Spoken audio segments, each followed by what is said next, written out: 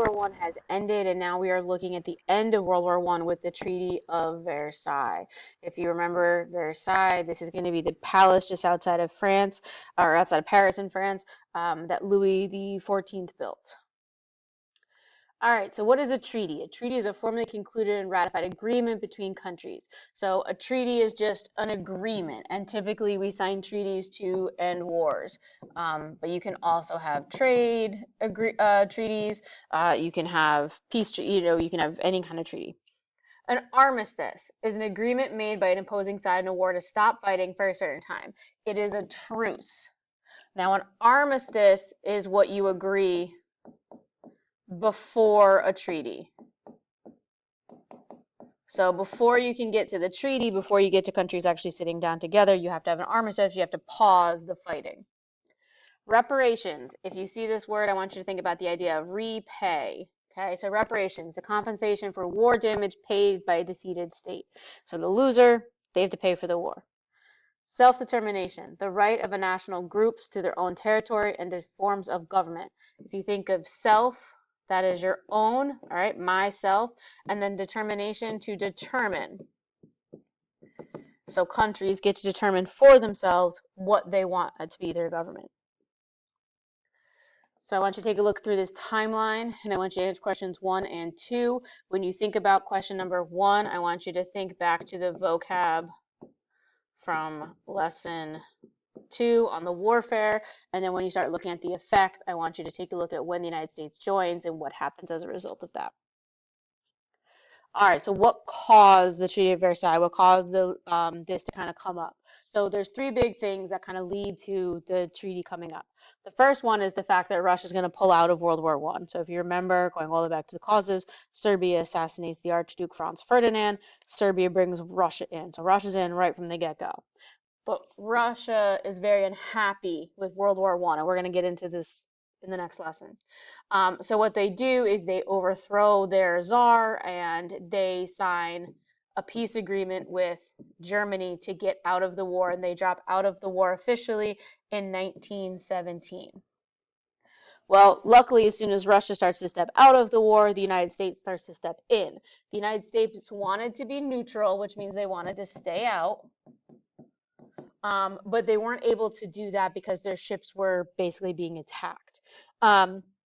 We have 2 big things that you'll learn more about in U.S. history next year, but they're the boat and the note. But the boat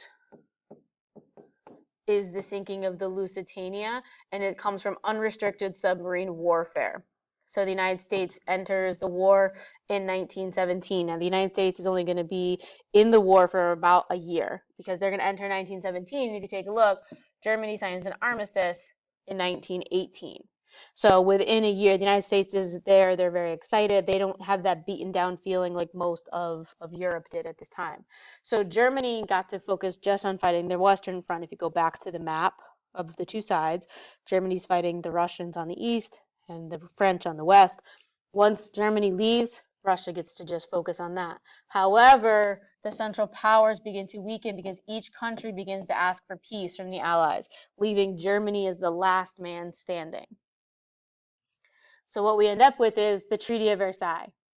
Now, the Treaty of Versailles is written by groups from the United States, Great Britain, France, Italy, and Japan, and these are the allies. They get together, they meet, they decide what do they want. Japan's desire is ignored, and this is going to be kind of like a precursor to World War II because Japan wants to be important, but they're not able to be treated that way. And our big understanding is that the treaty right here was designed to punish Germany. Go back to the beginning. Serbia starts the war by assassinating the Archduke Franz Ferdinand. So why are we punishing Germany? Germany was the last one to surrender.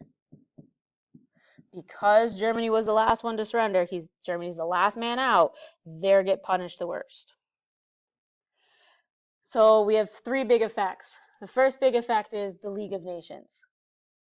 Now, the League of Nations consisted of Britain, France, Italy, and Russia. The United States refuses to join because they don't want to be involved. The goal of the League of Nations was to prevent future war. They were supposed to be the group that was going to get in there and they're going to prevent it. Spoiler alert, doesn't work. Now, what happens to Germany? They have land taken away from them and given to France and Poland, which is going to have a big impact into World War II. They restrict the size of the German army. They lost all their colonies, and they had their biggest thing is they're going to have to pay $80 billion in reparations. And they're going to have to pay this primarily to France and Britain. The Ottoman Empire, which had Turkey, was broken up. So the Ottoman Empire is broken up, and then the Austro-Hungarian is broken up. So these two big empires that had a lot of other areas, they're broken up and split up into smaller pieces. If you're good with this, you can just get started. If you want, I'm going to go through each of them to make sure you understand what the article itself is saying. These texts tend to pop up on the regions a lot with the Treaty of Versailles, so it's good to make sure you understand the language of it. If you look at Article 151, it says German military forces shall be demobilized. Okay, so remember that prefix D means to remove. Okay, so they're no longer going to have a mobilized, it's reduced. They're not allowed to go out there. Okay, and it tells you in here specifically what happens. They can have 7 divisions of infantry, 3 divisions of cavalry. In Article 231, the Allied and associated governments affirm and Germany accepts the responsibility of Germany and her allies for causing all of the loss and damage to which the Allied and associated governments and nations have been subjected. Basically, they made Germany take the blame for the war. The Allied and associated governments, however, require, and Germany undertakes, that she will make compensation payment for all damage done to civilian population of the Allied and associated powers. This is that part where they have to pay. And if you take a look at the bottom down here in the text, it says 132 billion German marks, roughly 400 billion in today's dollars. So that's how much they would have had to pay. They had to pay to get out of the war.